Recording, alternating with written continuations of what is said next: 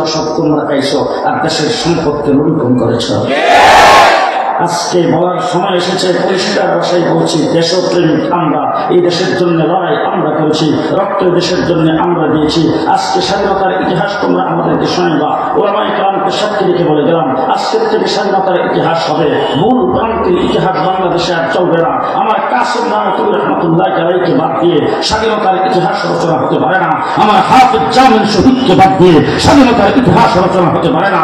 আমার মাহমুদুল হাসান দেওবন্দির রাষ্ট্রীয় রুমাল আন্দোলন বাদ দিয়ে স্বাধীনতার ইতিহাস রচনা হতে পারে না। আমার মাহমুদুল হাসান দেওবন্দির নওগাঁ জেলার ইতিহাসকে বাদ দিয়ে স্বাধীনতার ইতিহাস রচনা হতে পারে না। আমার হুসাইন আহমদ মাদানী করাচিতে 144 দ্বারা বন্ধ করে যে বক্তব্য দিয়েছিলেন স্বাধীনতার পক্ষে, সেই বক্তব্যকে বাদ দিয়ে স্বাধীনতার ইতিহাসকে রচনা করলে গাদ্দার হবে, মুনাফিক হবে।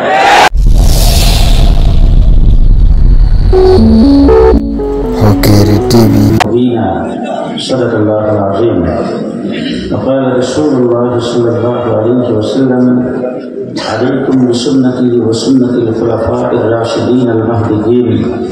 وقال عليه الصلاة والسلام: أصحابي كالنجوم بأيهم اقتديتم اهتديتم.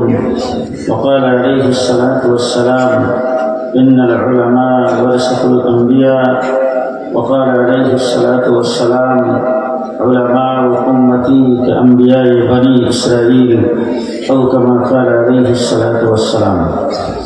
محترم صدر اجلاس، معزز مكرم حضرات علماء کرام، عزیز طلبا، عزیز نوجوان، সমবেত বেরাদারান ইসলাম, ঐতিহ্যবাহী যাওয়া ঐতিহাসিক তাফসীরুল কোরআন মাহফিলের দ্বিতীয় দিবসে আল্লাহ তাবারক ওয়া তাআলা সমাজের অসংখ্য মানুষের মধ্য থেকে আমাদেরকে এখানে আসার জন্য সুযোগ করে দিয়েছেন।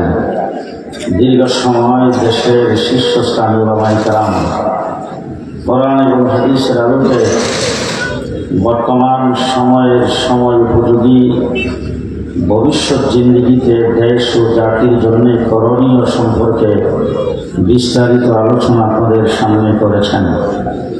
বেশ কয়েক বছর পরে আপনাদের যাওয়া তফসিলের স্টেজে আমি এসে দাঁড়াইবার সৌভাগ্য হয়েছে। এর ভিতরে আসতে পারি নাই কতগুলি কারণ, তার মধ্যে এইটাও একটা যে কোথাও যাইতে হইলে বিশেষ কোনো জায়গার পারমিশন নিতে হবে। আমি আজকে এখন আপনাদের এখানে দাঁড়িয়েছি, দাঁড়ানো বসা অবস্থায় অসংখ্য মানুষ সবাই আমার দিকে তাকিয়ে আছেন, কিন্তু আপনাদের চেহারা দেখে কোনো আতঙ্ক মনে হচ্ছে না। সবাই খুব সুন্দর, খুবই হাস্যাস বাশ্বাস এবং অন্তর খুব পরিষ্কার, মন দিলের মধ্যে খুব সাহস। আমি আপনাদের এখানে দাঁড়িয়েছি, আমারও কিন্তু কোনো আতঙ্ক ভাব নাই। আমিও কথা বলতে পারবো এবং কথা বলার জন্য যে দাঁড়িয়েছি তার মধ্যে কোনো প্রকার সন্দেহ শোভা, কোনো ডর ভয় আমার ভিতরে নাই। কিন্তু গত 15টা বছর পর্যন্ত বাংলাদেশের কোনো মসজিদের ইমামের মেহরাব নিরাপদ ছিল না, কোনো জুমার মসজিদের খতিবের মিম্বর নিরাপদ ছিল না, কোনো ওয়াজ মাহফিল ইসলামী সম্মেলনের স্টেজ নিরাপদ ছিল না। এই দেশটা, পুরো দেশটাকে একটা কারাগারে পরিণত করে দিয়েছিলেন। দেশের মানুষ কারাগারে বসবাস করেছেন। নির্যাতনের স্টিম রোলার চালায় যারা ক্ষমতাকে পাকাপোক্ত করতে চেয়েছিলেন, যারা স্লোগান দিয়েছিলেন ভিশন 41, আমার আল্লাহ পাক সাথে সাথে বলে দিয়েছেন ভিশন 41 নয়, ভিশন 24। ভিশন আজকে বই আছে মানুষের। যারা বলছিল খেলা হবে, কিন্তু 15 বছর আমরা খেলার মাঠে ছিলাম। ডাইনিবনে তাকে দেখবেন, কেউ যদি আওয়াজ না করে, কথা না করে, মনে করবেন হ্যাঁ কাওয়া তাদের বলে।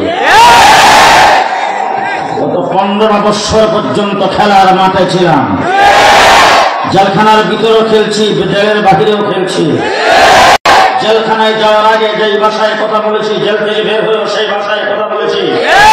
আমরা খেলার মাঠে ছিলাম, কিন্তু দুঃখ হলো এই জায়গায় 15 বছর পর্যন্ত এদেশের আলেম ওলামায়ে কেরাম, এদেশের জনগণের সাথে তোমরা খেলা করেছ পুলিশ আর প্রশাসনের অস্ত্রের বিনিময়ে। আজকে পুলিশ তোমাদের সাথে নাই, তোমরা কোথায়? বক্তৃতার মধ্যে দাঁড়ায় বক্তা পালাবো না। এখন দেশ কোথায়? 1.5 মাস রিমান্ডে ছিলাম, 1.5 মাস। রমজান মাস পুরাটা রিমান্ডে গেছে।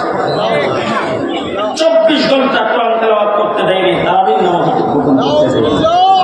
7টা টিম আমাকে জিজ্ঞাসাবাদ করতো রাত্রদিন 24 ঘন্টা। যারাই জিজ্ঞাসাবাদ করতে আসতো তাদের প্রথম শব্দটা ছিল কি? পাকিস্তানিরা টাকা। আমার ছেলেদের অনেক বুজুর্গদের নাম নিয়ে নিয়ে বলছেন তারা ছিল পাকিস্তানিরা টাকা। তোর শেখে কোরিয়া পাকিস্তানিরা টাকা, তোর গহরপুরি পাকিস্তানিরা টাকা, তোর শাইখুল হাদিস পাকিস্তানিরা টাকা, তোর হাফিজ হুজুর পাকিস্তানিরা টাকা। এবারে পাকিস্তানিরা টাকার বলে আমাদেরকে রাজাকার বলে যারা গালি দিয়েছে, আজকে বাংলাদেশের বর্ডার ফাঁস হয়ে যারা চলে গেছো, পরিষ্কার বলতে চাই আমরা রাজাকার নয়, তোমরা সবাই ইন্ডিয়ান রাজাকার।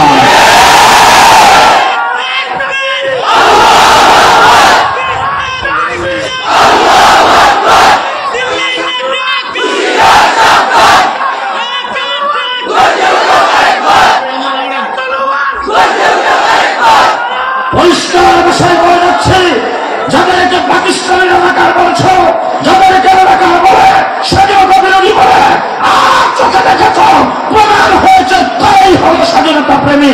তোমরা সবাই দেশদ্রোহী। সচিবালয়ে আগুন তোমরা দিয়েছ, আমার একজন আইনজীবীকে আদালত করে হত্যা করেছে তোমরা। দেশটাকে অকার্যকর করার জন্য পদে পদে চেষ্টা করে যাচ্ছ, কিন্তু জেনে রাখো গোটা বিশ্বে অনেক সরকারের পতন হয়েছে, ইতিহাস আমাদের জানা আছে, কিন্তু তোমাদের পতন আর অন্যদের পতনের মধ্যে বেশ কম আছে।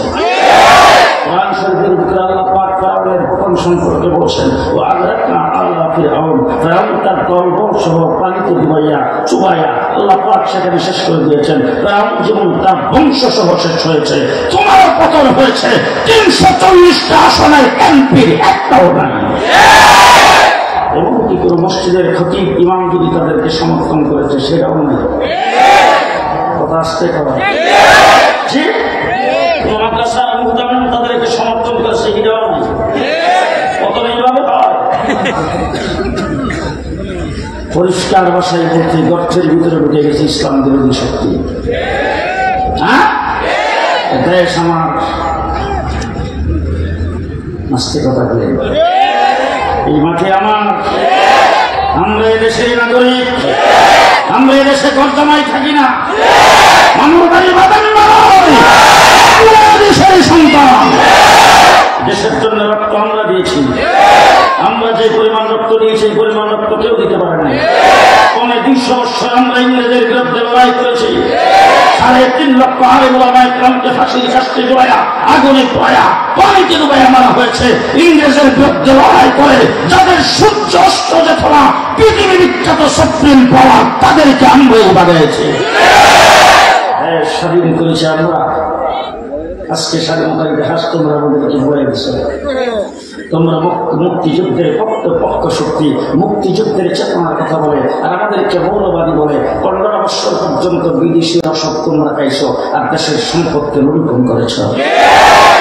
আজকে বলার সময় এসেছে, পরিষ্কার ভাষায় বলছি, দেশপ্রেমিক আমরা, এই দেশের জন্য লড়াই আমরা করেছি, রক্ত দেশের জন্য আমরা দিয়েছি।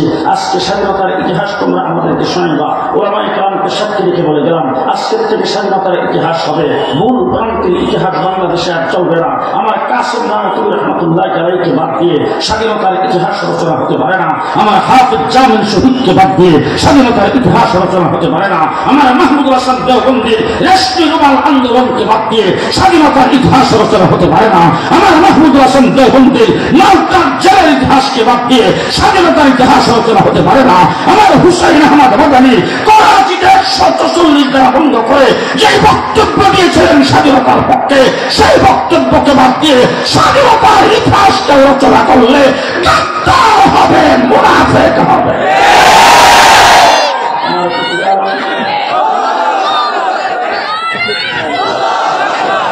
আমার কুতুবে আলম হুসাইন আহমদ মাদানী রহমাতুল্লাহ আলাইহি করাচির 144 দ্বারা ভঙ্গ করে সেখানে বক্তব্য রেখেছেন। ইংরেজ 144 দ্বারা জারি করেছেন।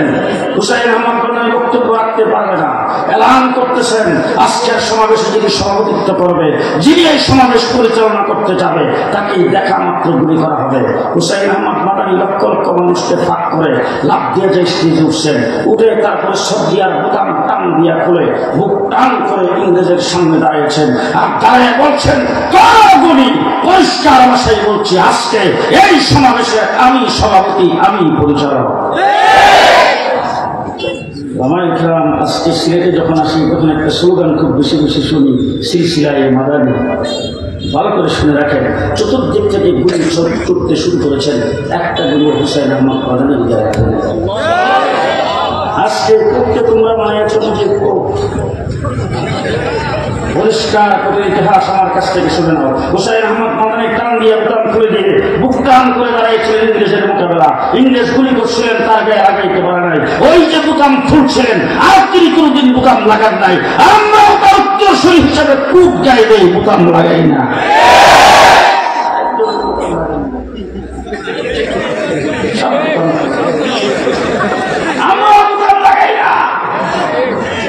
আমরা সবসময় বোতাম খুলে রেখেছি।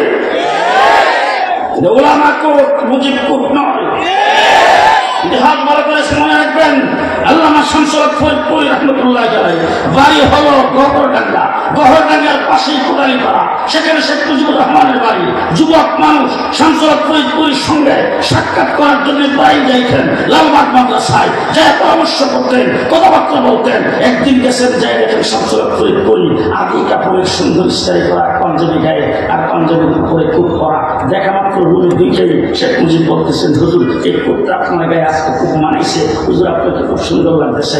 শেখ মুজিবুর রহমান সাহেব কি করে বলতেন, শামসুল হক ফরিদপুরি বলতেন দাঁড়া, শামসুল হক ফরিদপুরি বলছেন দাঁড়া। উনি দাঁড়িয়ে দিয়েছেন, কোটটা নিজের গায়ে কোটটা খুলে শেখ মুজিবকে পরাই দিয়ে বলছেন, আইনার সামনে দাঁড়িয়ে দেখ তোর খুব মানাইছে। সেই কোটটা শেখ মুজিবকে দিয়েছিলেন, এটা ওলামা কোট, মুজিব কোট মানে। শামসুল হুসাইন আহমদ মাদানী কোটের বোতাম খুলে দিয়েছিলেন, লাহোরের কোর্টে দাঁড়িয়েছেন হুসাইন আহমদ মাদানী। স্বাধীনতার ইতিহাস আমাদের কাছ থেকে শোনো। এই সঠিক ইতিহাস জাতিকে জানাইতে হবে। সঠিক ইতিহাস আমার দেশের উঠতি বয়সের যুবক যুবতীদেরকে জানাইতে হবে। সঠিক ইতিহাস আমার দেশের মাদ্রাসা সহ কলেজ ইউনিভার্সিটির ছাত্রদেরকে জানাইতে হবে। আমরা সঠিক ইতিহাস জানি, দেশটা হলো মুসলমানের দেশ। ইসলাম নিয়ে, কোরআন নিয়ে বাংলাদেশে বেঁচে থাকতে চাই। কোরআনের বিরুদ্ধে আর কোন ষড়যন্ত্র সহ্য করতে রাজি নয়। ইসলামের বিরুদ্ধে তু শব্দ কেউ করবে, তার জিহ্বা বাংলার বাহিরে।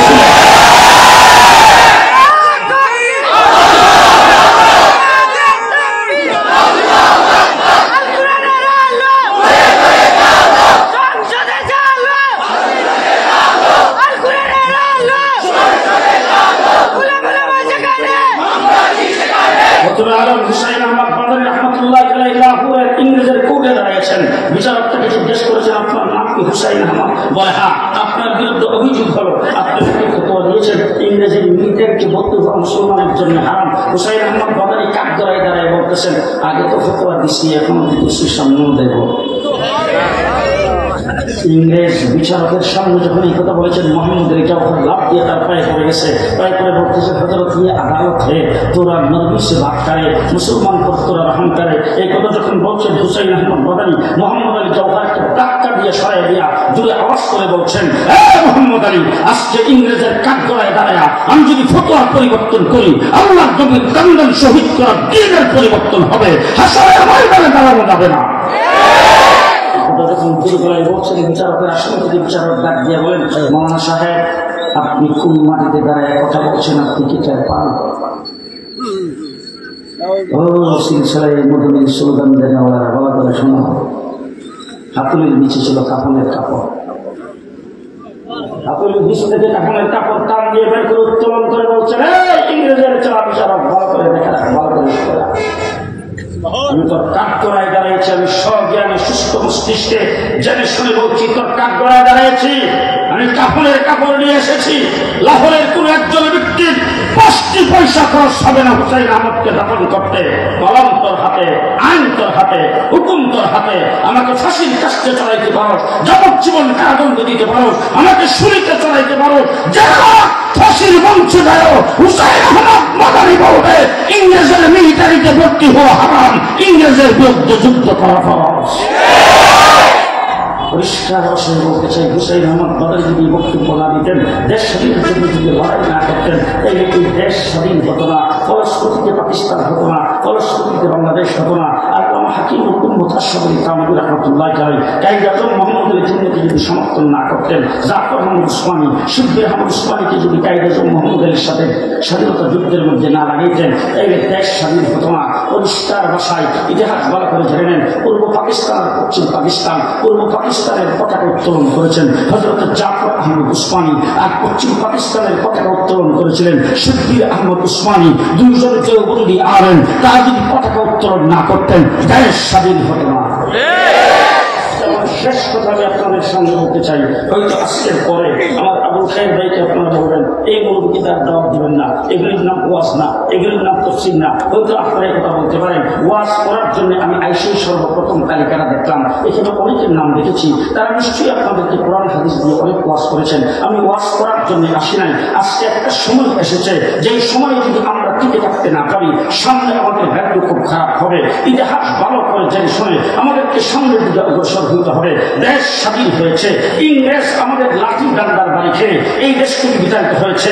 একটি কথা খুব ভালো করে মনে রাখবেন, ইংরেজ সম্পর্কে একটা প্রবাদ আছে, যাদের সূর্য অস্ত যেত না, এত বড় বিশাল রাজত্বের মালিক যাদের সূর্য অস্ত যেত না, আজকে একমাত্র দেওবন্দি ওলামায়ে কেরামের লাঠি ডান্ডার বাড়িতে ইংরেজ এমন জায়গায় আবদ্ধ হয়েছে ৬ মাস তাদের মাথার উপরে সূর্য ওঠে না। আজকে সেই ইংরেজকে আমরা যখন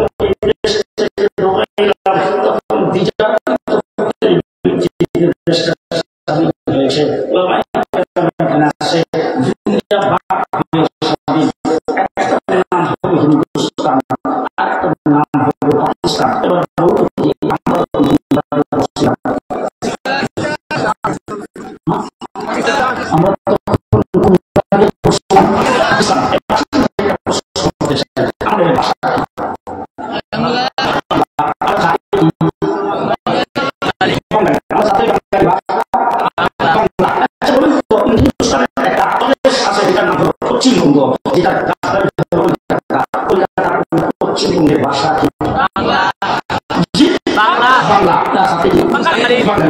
আমরাও বাঙালি, তারাও বাঙালি, ভাষা বাংলা, আমাদের ভাষাও বাংলা। কিন্তু দেশ যখন স্বাধীন হলো, কলিকাতা পশ্চিমবঙ্গ হলো হিন্দুস্তানের অংশ, আমরা হলাম পাকিস্তানের অংশ। আমার এই প্রশ্নের জবাব আপনারা দিবেন। আমার আলোচনা এখানে শেষ। আমরা কেন পাকিস্তানের অংশ হলাম? একই ভাষাভাষী, একই জাতি হওয়ার পরেও তার হিন্দুস্তানের অংশ হলো, আমরা কেন পাকিস্তানের অংশ হলাম? এই উত্তর দিবেন, আলোচনা শেষ।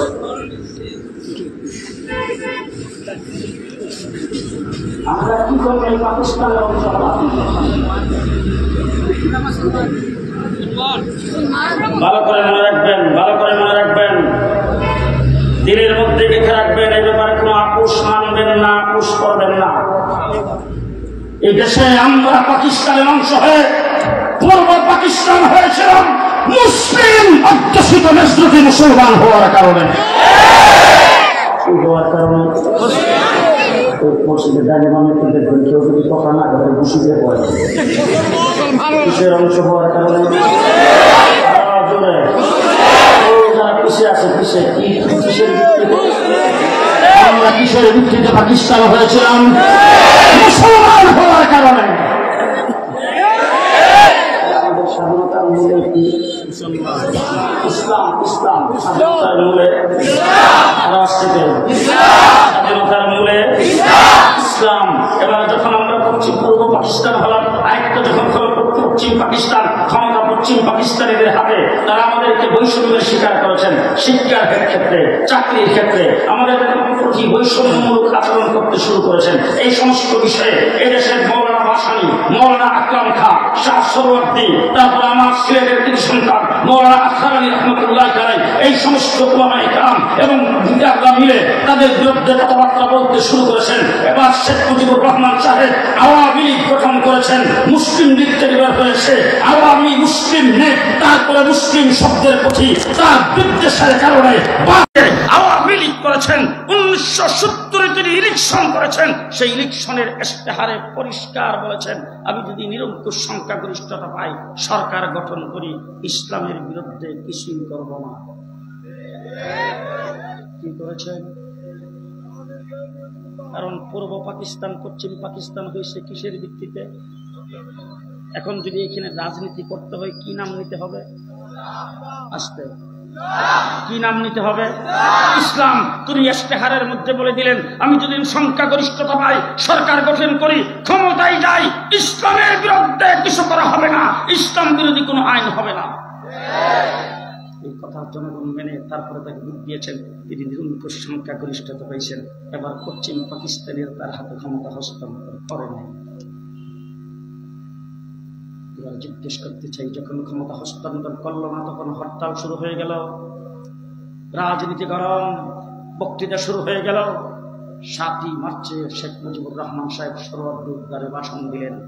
সেই ভাষণের কোন একটা শব্দকে কথা আছে আমি যদি ক্ষমতায় যাই দেশটা যদি স্বাধীন হয়, স্বাধীন সার্বভৌম বাংলাদেশ হবে ধর্মনিরপেক্ষ। যুদ্ধ করে স্বাধীন করেছে তারা ধর্মনিরপেক্ষতার কথা বলেন না। হযরত হাফিজ হুজুর রাহমাতুল্লাহ আলাইহির মুরিদ হয়েছিলেন মেজর জলিল, মুক্তিযুদ্ধের নবম কমান্ডার, নবম সেক্টরের কমান্ডার মেজর জলিল সাহেবকে আমি জিজ্ঞেস করেছিলাম জলিল ভাই বলেন তো দেখি মুক্তিযুদ্ধের সময় কিছু স্মৃতিচারণ করেন। তিনি তখন বলছিলেন আমরা যখন মুক্তিযুদ্ধ করি তখন যুদ্ধের ময়দানে 2 ভাগে ভাগ হতাম, আযান দিলে 1 ভাগ নামাজ পড়তাম আর 1 ভাগ যুদ্ধ করতাম। আমি দেখেছি আমার আলেম ওলামায়ে কেরাম, আমার বাবা ছিল বক্তব্যের শিক্ষক, আমার বাবার কাছে লেখাপড়া করেছেন এবং অসংখ্য মুক্তিযুদ্ধ করেছেন। রাতের অন্ধকারে দৌড়ে এসে দরজার মধ্যে আওয়াজ দিতেন, আস্তে করে আমার বাবা উঠে দরজাটা খুলতেন, পায়ে ধরে সালাম করে বলতেন হুজুর মুক্তিযুদ্ধ করতেছি, রণাঙ্গনে আসি, আমাদের জন্য দোয়া করেন। আমার বাবা তাদের মাথায় হাত থেকে বলতেন বাবা যুদ্ধ করো কিন্তু নামাজ ছাড়বা না। আমার দেশের মুক্তিযোদ্ধারা মুক্তিযুদ্ধ করে দেশ স্বাধীন করেছেন, সাথে সাথে আযান হলে নামাজ আদায় করেছেন, আল্লাহর দরবারে মুনাজাত করেছেন। কিন্তু 16ই ডিসেম্বর, গত 16ই ডিসেম্বরে বিজয় দিবসে মিস্টার মোদি সাহেব বক্তব্য দিয়েছেন হিন্দুস্তানের বিজয়। বিজয় কি হিন্দুস্তানের না বাংলাদেশের? এটাও সবাই কম। বিজয় কি হিন্দুস্তানের না বাংলাদেশের? মিস্টার মোদি সাহেব অনেকদিন আগের থেকে আমরা জানতাম যে আমার মেয়েটা আপনার সঙ্গে প্রেম করছে। বক্তৃতায় বলছিল স্বামী স্ত্রীর সম্পর্ক, জানতাম আপনার সঙ্গে প্রেম, কিন্তু বাইগা যাই বোঝে আমরা জানি। যদি জানতাম বাইগা যাবে তাহলে পাহারা ভালো করে দিতাম। মেয়েটা বাইগা চলে গেছে, আপনি তাকে জায়গা দিয়েছেন। আমাদের এখন দাবি হলো আমাদের মেয়ে আমাদের হাতে ফেরত দেন। তবে মেয়েটাকে রাখার পরে যৌতুক তো আবার চাইবেন। জি, মেয়ে বাইকে গেছে হিডারও রাখবেন, যৌতুকও চাইবেন? এত সহজ? পরিষ্কার ভাষায় বলছি মিস্টার মোদি সাহেব, 1971 যুদ্ধে আপনার দেশ আমাদেরকে সহযোগিতা করেছে 54 বছর। আমরা ধন্যবাদ আর মুবারকবাদ জানাইছি, আমরা আপনাদের কাছে কৃতজ্ঞ। তবে আমাদের মুখটা যদি শুটান সেই কথা বলতে বাধ্য হব, আমার দেশের স্বাধীনতার যুদ্ধের নেতৃত্ব দিয়েছেন এমএজি উসমানী। সিলেটের সন্তান এমএজি উসমানীর নেতৃত্বে আমরা দেশ স্বাধীন করেছি। কিন্তু দেশ যে স্বাধীন করলাম আমরা, পশ্চিম পাকিস্তানিরা যে আমাদের দেশে যুদ্ধ করতে আসলো, এরা তো খালি হাতেই আইছিল। জি, গোলা বারুদ আনে নাই, অস্ত্র আনে নাই, হেলিকপ্টার আনে নাই, জেট বিমান আনে নাই, ভারী অস্ত্র আনে নাই, ট্রেন আনে নাই। একটা দেশকে কব্জা করার জন্য আমরা যখন যুদ্ধে লিপ্ত হয়েছি, ইন্ডিয়া তখন আমাদেরকে সহযোগিতা শুরু করেছেন। তখন তাদের মরা জেঠার লড়াই তারা করতে এসেছে, তাদের অনেক সম্পদ নিয়ে আসছিল, দেশ স্বাধীনে সহযোগিতা করতে এসে সব লুণ্ঠন করে নিয়ে গেছে। আমরা সেটা ভুলি নাই। 54 বছর পর্যন্ত তিস্তার পানি আমাদেরকে দেন নাই। ফারাক্কা বাদ দিয়ে আমার দেশকে মরুভূমি বানিয়েছেন, আমার দেশটাকে কাঁটাতারের বেড়া দিয়ে আবদ্ধ করেছেন, ফালানির মতো মেয়েকে পাখির মতো গুলি করে হত্যা করেছেন, অনেক কিছু করতেছেন। তবে জেনে রাখেন, রাষ্ট্র হিসাবে আমরা খুব ছোট, জাতি হিসাবে ছোট নয়, জাতি হিসাবে ছোট নয়। আপনার রাষ্ট্র অনেক বড়, আপনার জনগণ বেশি, আপনার শক্তি বেশি, আপনার অস্ত্র বেশি, আপনার সেনাবাহিনীর সদস্য বেশি, আপনার কাছে পারমাণবিক অস্ত্র আছে, আপনার কাছে অনেক শক্তি আছে, অনেক অর্থ আছে। আপনি রাষ্ট্র হিসেবে আমাদেরকে পেটের ভিতরে নিয়ে রেখেছেন, আমাদের 3 দিক কারো করে রেখেছেন। আপনার অনেক শক্তি, কিন্তু জেনে রাখেন, বাংলাদেশ নিয়ে পারাবারি করবেন, স্বাধীনতার উপরে হস্তক্ষেপ করবেন, আপনার কি আছে সেটা দেখার সময় আমাদের নাই।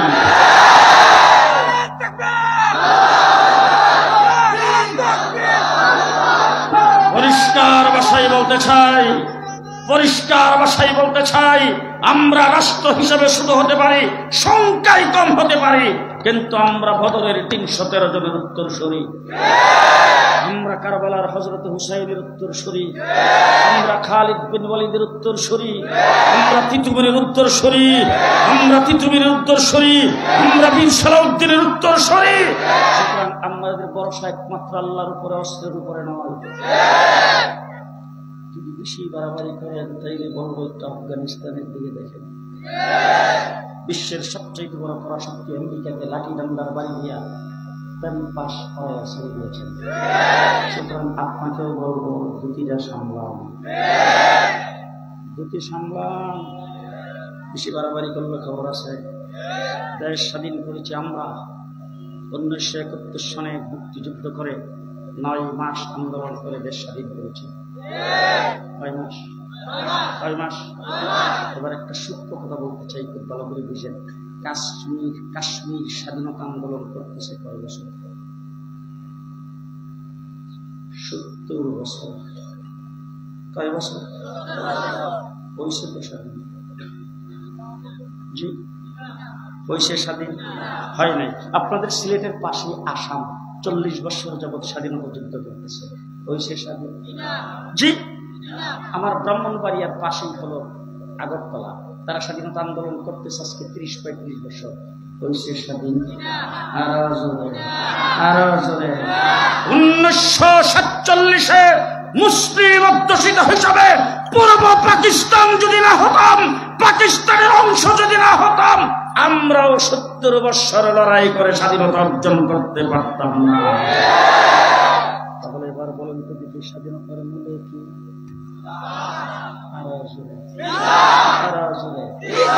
দেশ স্বাধীন হয়ে গেল। কেউ বলে বঙ্গবন্ধু শেখ মুজিবুর রহমান সাহেবকে পাকিস্তানি আর্মি অ্যারেস্ট করে নিয়ে গেছে, কেউ বলে তিনি আত্মসমর্পণ করেছেন। আত্মসমর্পণ করছেন না পাকিস্তানি আর্মিরা আমাকে অ্যারেস্ট করে নিয়ে গেছে, সেই বিতর্কে আমি যাইতে চাই না, সেটা বলতে বিদ্যাঘাত করতে রাজি না। তিনি দেশের জন্য ত্যাগ স্বীকার করেছেন, আমি সেটাই বলবো। কিন্তু দেশ যখন স্বাধীন হয়ে গেল, তিনি বাংলাদেশে না এসে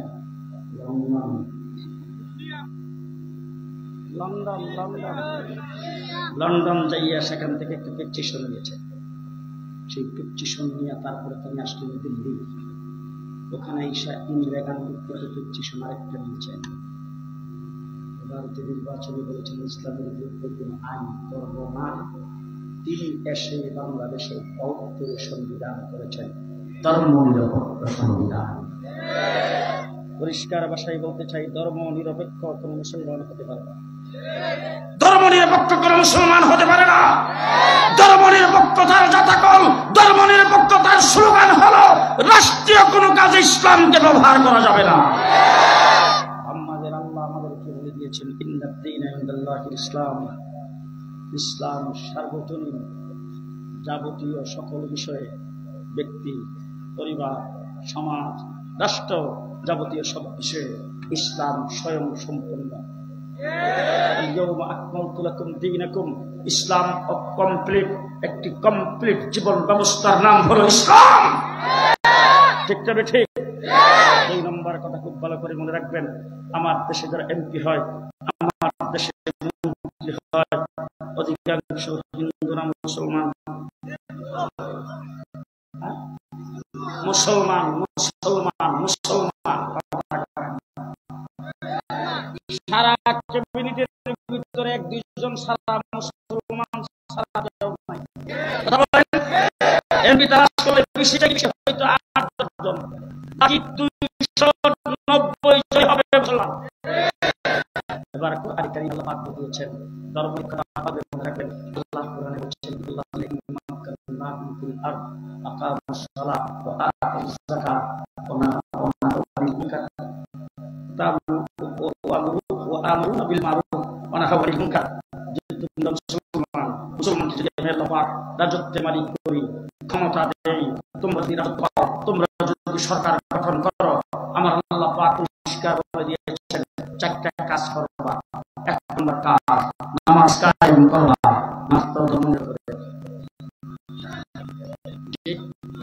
ধর্ম নিরপেক্ষ নামাজ, যে নামাজ কি ধর্মের পক্ষে না ধর্ম ব্যক্তি দাবি সেই ব্যক্তি পাবে না। মুসলমান হইতে গেলে নামাজ লাগবে কি লাগবে না? বলেন লাগবে কি লাগবে না?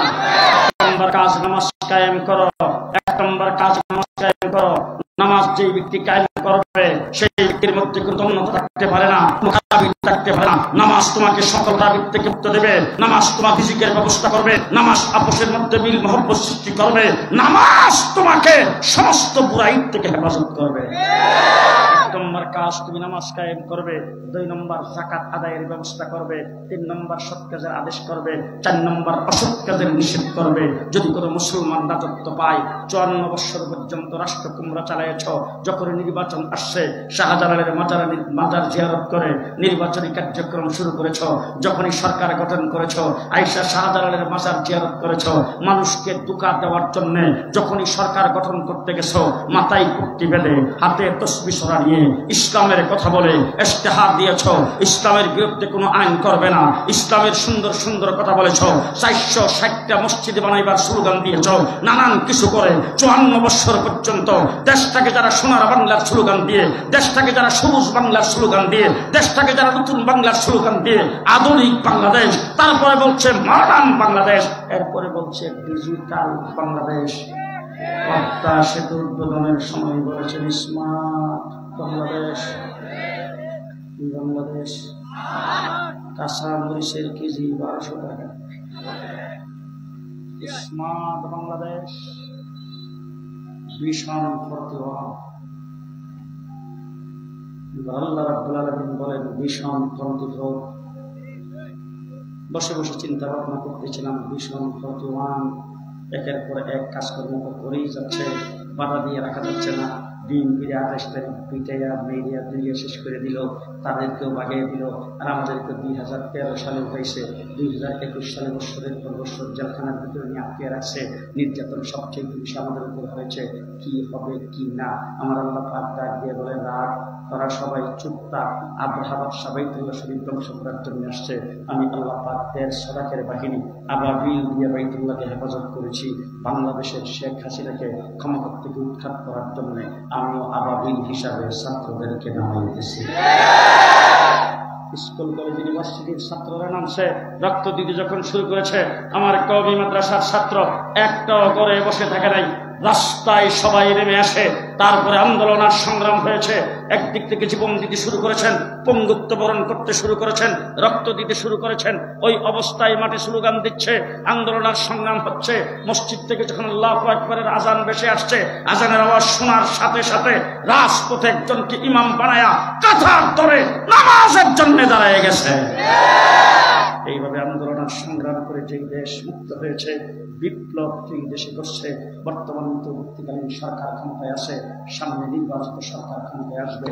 আমি আজকে আপনাদের সামনে শুধু একটা আওয়াজ দেওয়ার জন্য এসেছি, সব বাংলা দেখা শেষ, এবারের বাংলাদেশ হবে ইসলামের বাংলাদেশ। ইসলামের বাংলাদেশ কে কে রাজি আছেন হাত তুলে দেখা।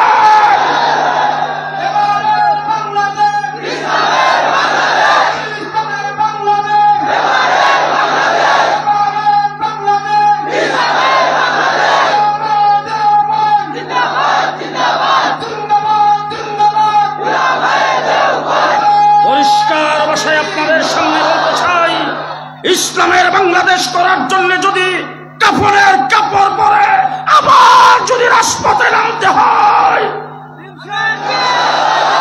প্রস্তুত আছেন? আবার যদি শাপলা চত্বরে যাইতে হয়, প্রস্তুত আছেন? তাহলে আপনাদের সামনে ঘোষণা করে গেলাম, এবারের সংগ্রাম ইসলাম প্রতিষ্ঠার সংগ্রাম, এবারের সংগ্রাম কুরআনী শাসন কায়েমের সংগ্রাম, এবারের সংগ্রাম ইনসাফ কায়েম করার সংগ্রাম। প্রস্তুত? প্রস্তুত? প্রস্তুত? আঙ্গুল উঁচা করে, উপরের দিকে আঙ্গুল উঁচা করে বলবেন, সকল ক্ষমতার উৎসকে। আরো আসতে, সকল ক্ষমতার উৎসকে। পরিষ্কার ভাষায় বলতে চাই, বাংলাদেশে যারা রাজনীতি করবেন সামনে বুট চাওয়ার জন্য আসবেন, সকল ক্ষমতার উৎস এই স্লোগান আর চলবে না। সকল ক্ষমতার উৎস আরো জোরে। অন্তর্বর্তীকালীন সরকারকে বলতে চাই, কমিশন গঠন করেছেন সংবিধান প্রণয়নের জন্য। বাংলাদেশের সংবিধানে ইসলাম ভিত্তিক সংবিধান হইতে হবে, পরিষ্কার সংবিধানে লেখা থাকতে হবে, ইসলামের বিরুদ্ধে কোন শব্দ সংবিধানে থাকতে পারবে না। ইসলাম বিরোধী সকল আইন আমাদের সংবিধানের কাছে বাতিল বলে গণ্য হবে। একমত? একমত? 2 নম্বর আমাদের দাবি, আজকের এই মাহফিল থেকে আপনারা দাবি জানাবেন কিনা জানি না। 2 নম্বর দাবি হলো, আমার দেশের শিক্ষানীতিতে, শিক্ষা সিলেবাসে বানর থেকে মানুষ তৈরি, শরীফ থেকে শরীফার গল্প, হাড্ডিমা টিম টিম, নানান ধরনের কথাবার্তা বলেছেন। ইসলামী শিক্ষা সমূলে এই দেশ থেকে বিতাড়িত করে দিয়েছেন। কোন স্কুল কলেজে কোন জায়গায় ধর্মীয় শিক্ষা নাই, ধর্মীয় শিক্ষার কোনো মাস্টার নাই। পরীক্ষা থেকে ধর্মীয় শিক্ষাকে বাতিল করে ধর্মীয় শিক্ষা এই দেশ থেকে উৎখাত করা গভীর ষড়যন্ত্র শুরু করেছিলেন। আজকে শিক্ষা কমিশন গঠন করা হয়েছে, আমরা সেই শিক্ষা কমিশনের প্রতিবাদ করেছি। আমাদের 2 জন আলেমকে নেওয়ার কথা বলেছিলাম, এখনো কোনো সাড়া পাই নাই। তবে আজকে দাবি জানাতে চাই, বাংলাদেশের যে শিক্ষানীতি প্রণয়ন হবে তার মধ্যে 1 ক্লাস থেকে শুরু করে ইউনিভার্সিটি পর্যন্ত সর্বস্তরে ধর্মীয় শিক্ষা বাধ্যতামূলক হইতে হবে। কে কে রাজি আছেন? রাজি আছেন সবাই? রাজি আছেন? আজকে আমি আপনাদের সামনে কথা বলতেছি, এখন সবাই হাত উঠাইলেন, এরপরে বাড়ি যায় না খেতে ওটা ঘুমাইবেন? নাকি সবাই জাগনা থাকবেন? জাগনা থাকবেন তো? চোখ কান নাক খোলা রাখবেন তো? পরিষ্কার ভাষায় বলছি, ছাত্ররা আন্দোলন করে যেই বিপ্লব ঘটিয়েছেন, এই বিপ্লবকে অযথা যাইতে দেব না। বাংলাদেশ হবে ইসলামের বাংলাদেশ, কোরআনের বাংলাদেশ, আলে উলামায়ে কেরামের বাংলাদেশ। নাসরুন মিনাল্লাহ, ফাতহুন করিম, ওয়াবাশশিরিল মুমিনিন। আলহামদুলিল্লাহি রাব্বিল আলামিন, ওয়াসসালাতু ওয়াসসালামু আলা আশরাফিল আমবিয়া'i ওয়াল মুরসালিন ওয়া আলা আলিহি ওয়া আসহাবিহি আজমাইন। ربنا ظلمنا أنفسنا وإن لم تغفر لنا وترحمنا لنكونن من الخاسرين يا حي يا قيوم برحمتك نستغيث। ইয়া আল্লাহ, এই দেশকে তুমি হেফাজত করো, এই দেশে তুমি ইসলাম প্রতিষ্ঠা করে দাও, কোরআনী শাসন প্রতিষ্ঠা করে দাও। আল্লাহ, আমাদেরকে ইসলাম নিয়ে বেঁচে থাকার তৌফিক দাও, আমাদের সন্তানদেরকে মুসলমান বানায় দাও। ইয়া আল্লাহ, ইসলামী শিক্ষা সর্বস্তরে বাধ্যতামূলক করে দাও। বাংলাদেশের জমিনটাকে ইসলামের জন্য কবুল করে নাও, আমাদের জিন্দেগীর সমস্ত গুনাহগুলি মাফ করে দাও। আজকের এই মাহফিল আমাদের সকলের জন্য নাজাতের জরিয়া বানায় দাও, গোটা দেশের জন্য হেদায়েতের জরিয়া বানায় দাও। উলামায়ে কেরাম যারা এখানে আসছেন বলার জন্য, শোনার জন্য যারা এসেছেন, উভয়কে তুমি কবুল আর মঞ্জুর করে নাও। আমাদের সমস্ত রোগ দুঃখ ভালো করে দাও, বিমারীদের শিফা করে দাও, হাজতমন্দের হাজত পুরা করে দাও, পেরেশান হালদের পেরেশানি দূর করে দাও। ইয়া আল্লাহ, করজদারের করজ আদায় করার তৌফিক দাও, সমস্ত মুর্দেগানকে মাফ করে দাও, বিমারীদেরকে শিফা করে দাও। কেউ যদি কোনো খাস মুকসুদ নিয়ে হাত ওঠায় তাকে তার দিলের মুকসুদ পুরা করে দাও। কেউ পেরেশানিতে থাকলে দূর করে দাও, মুসিবতে থাকলে মুসিবত থেকে উদ্ধার করে দাও, অভাবী থাকলে অভাব অনটন দূর করে দাও। আসমান থেকে আমাদের রিজিকের ব্যবস্থা করে দাও, আমাদের দেশের জমিনের মধ্যে ফসল বাড়ায় দাও, পানির মধ্যে মাছ বাড়ায় দাও, গাছ গাছালিতে ফল ফলাদি বাড়ায় দাও। আমাদেরকে এই দেশে ইসলাম নিয়ে বসবাস করার তৌফিক দাও। দেশের আলেম উলামায়ে কেরামকে আল্লাহ তুমি এক এবং নেক বানায় দাও। যে সকল বুজুর্গানের দিনকে দেখছি, তাদেরকে দেখি নাই, আমাদের উলামায়ে দেওবন্দ, আমাদের আকাবের দিন যারা দুনিয়া থেকে চলে গেছেন, আল্লাহ সকলের দ্বারা জাতকে বুলন্দ করে দাও।